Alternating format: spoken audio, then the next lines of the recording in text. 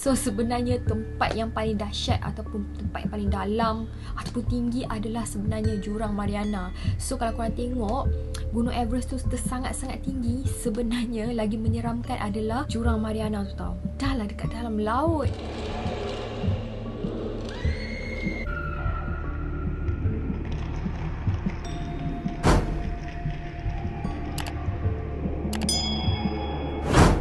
Assalamualaikum dan hai semua.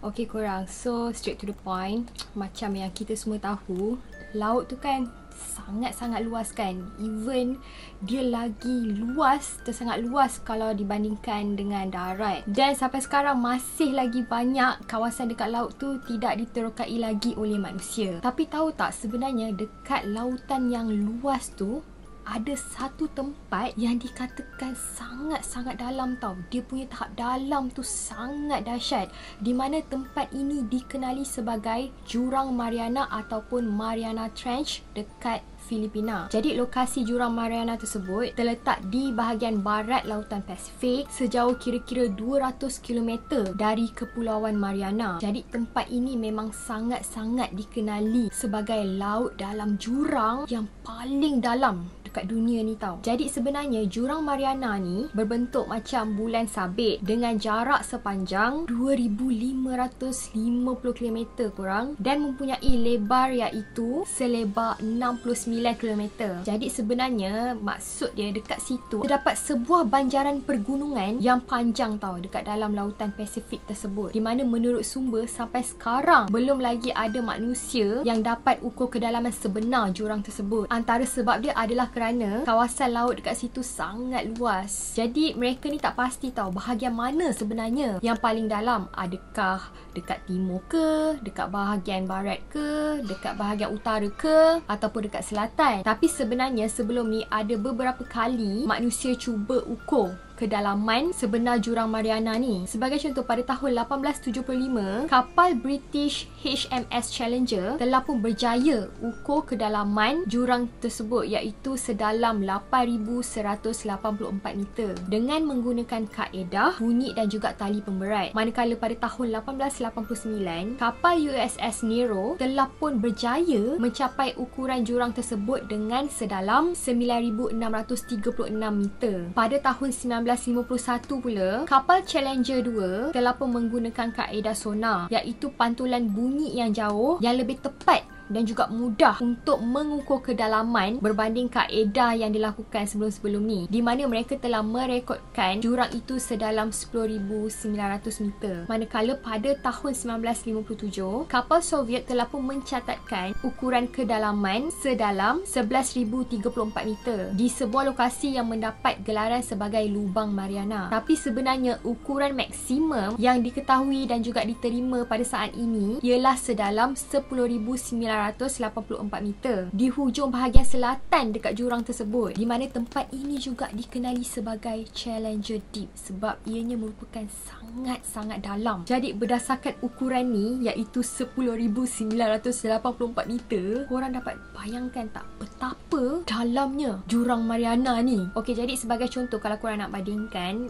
macam dekat darat ni, kalau kita nak buat perbandingan lah, macam kita tahu, gunung yang tertinggi dekat darat ni adalah Gunung Everest kan. Jadi Gunung Everest ni dikenali sebagai gunung tertinggi dekat dunia lah. Tapi sebenarnya Gunung Everest ni mempunyai ketinggian setinggi 8,849 meter tau. Jadi dekat sini kita dapat membuat kesimpulan bahawa sebenarnya Jurang Mariana ni lebih dalam ataupun lebih tinggi, di mana perbandingannya adalah sebanyak 2,135 meter dibandingkan dengan Gunung Everest. So sebenarnya tempat yang paling dahsyat ataupun tempat yang paling dalam ataupun tinggi adalah sebenarnya Jurang Mariana. So kalau korang tengok Gunung Everest tu sangat-sangat tinggi, sebenarnya lagi menyeramkan adalah Jurang Mariana tu tau. Dah lah dekat dalam laut. Jadi sekarang ni adalah siapa sebenarnya pernah pergi ataupun memasuki ke dalam jurang Mariana tersebut. Jadi ada beberapa orang yang pernah memasuki jurang Mariana tersebut. Ekspedisi pertama telah pun berlaku pada tahun 1960. Masa tu Jacques Piccard dan juga Lieutenant Tentera Laut Don Walsh telah pun berjaya mencapai kedalaman Challenger Deep tu tau, dengan menggunakan kapal selam Navy US. Tapi mereka berdua ni dapat bertahan dekat dalam Challenger Deep tersebut selama 20 minit sahaja. So sebenarnya waktu tu macam agak singkat lah, sebab macam kita tahu dah lah Challenger Deep ataupun jurang Mariana tu sangat dalam kan.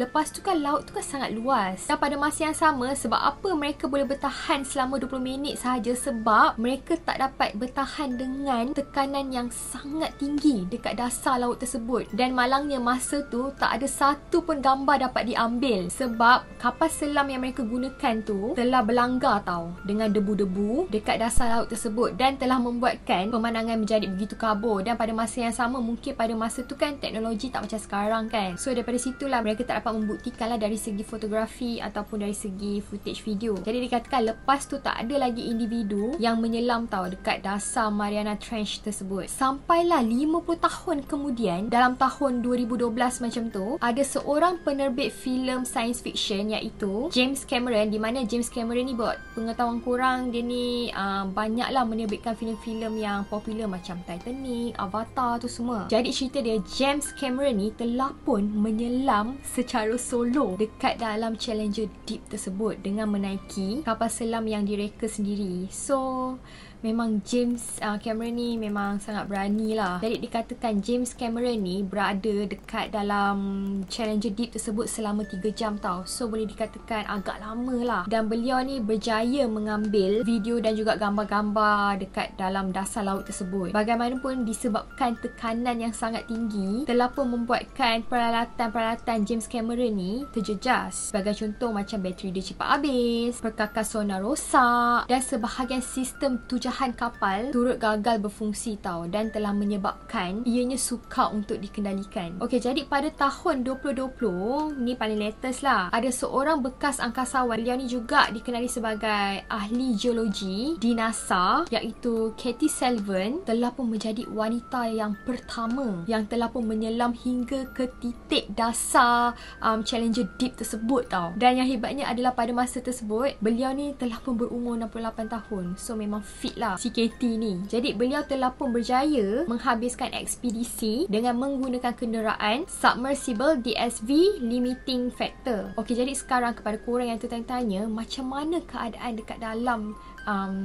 Deep Challenger tersebut. Jadi macam yang kita tahu, tekanan dekat dalam dasar tersebut ialah macam ibarat 8 tan tau bagi setiap inci. Manakala cahaya matahari pula dikatakan boleh menembusi terhad antara 200 meter hingga 1000 meter ke dalam air. So daripada sini kita tahu memang keadaan dekat jurang Mariana tu memang sangat-sangat gelap. Sebab kita tahu kan tempat tu tersangat-sangat dalam. Jadi memang matahari tak dapat tembus sampai ke dalam. Jadi disebabkan ketiadaan cahaya dekat kawasan tersebut, bermakna suhu dekat Challenger Deep tu berada antara negatif 1 darjah Celsius hingga 4 darjah Celsius. So memang sangat-sangat sejuk. Senang katalah kan, seorang manusia sekalipun kalau dia ni dibekalkan dengan oksigen yang cukup, kalau ditenggelamkan dekat dalam jurang Mariana tu macam tu saja, memang confirm dia akan hilang. Korang faham kan maksud hilang tu? Memang takkan mungkin diorang ni dapat jejak sampai Challenger Deep tu. Sebab itulah mereka memerlukan macam pengangkutan ataupun kenderaan lah untuk memasuki ke kawasan tersebut. Tetapi tak bermakna kalau manusia tak dapat bertahan dekat dalam tu, tak bermakna yang Challenger Deep ni tak ada kehidupan ataupun hidupan langsung tau dekat dalam tu. Sebenarnya dekat dalam tu mereka telah mendapat penemuan macam-macam haiwan yang unik tau, yang memang jarang sekali kita jumpa. Sebagai contoh lah kan, macam contohnya purata saiz amoeba ni memang sangat susah tau untuk dilihat dengan mata kasar, dan berkemungkinan paling besar pun mungkin saiz dia berukuran dalam 1 mm macam tu. So memang sangat-sangat kecil. Tetapi yang menariknya, dekat jurang Mariana tersebut, mereka telah pun menemui amoeba ni boleh tumbuh sebesar dalam 4 inci macam tu. Oleh sebab itulah mereka telah menggelarkan keadaan ini sebagai Deep Sea Gigantism, di mana haiwan dekat dasar laut yang dalam-dalam tu boleh dikatakan jauh lagi besar daripada sama jenis tetapi hidup dekat permukaan yang dekat-dekat dengan darat ni, ataupun permukaan laut ni. Sebagai contoh macam sotong kan, mereka katakan sotong tu dekat laut-laut biasa ataupun dekat permukaan laut biasa tu, saiz dia kan macam quite kecil kan, tapi sebenarnya realitinya dekat dalam laut tersebut memang berbeza tau, kerana dikatakan ada sotong yang bersaiz boleh mencecah sehingga 9 meter. Orang 9 meter, gila, memang besar sangat. Dan mereka percaya bahawa sotong gergasi tersebut tersembunyi tau dekat sebalik suhu dan juga tekanan tinggi dasar laut tersebut. So kemungkinan lah boleh dikatakan kraken tu kemungkinan wujud. Sebab itulah kalau tak, macam mana boleh cerita-cerita legenda ataupun cerita-cerita mitologi berkenaan dengan kraken tu boleh terjadi kan.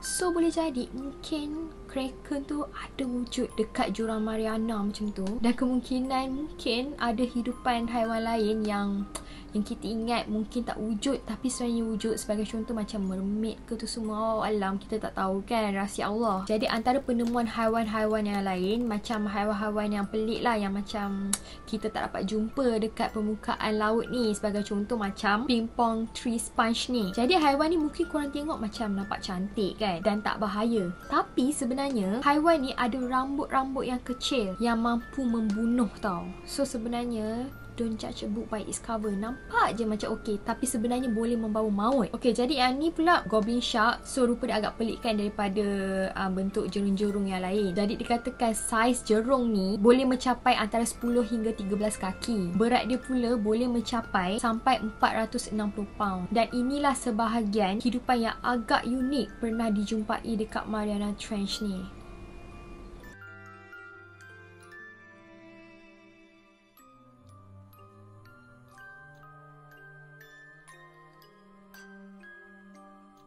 So kalau korang tengok memang agak pelik kan, memang unik lah. So ini mungkin hanyalah sebahagian kecil yang pernah ditemui oleh manusia. Mungkin ada banyak lagi hidupan yang pelik-pelik ataupun boleh dikatakan yang menyeramkan yang hidup dekat dasar laut tersebut.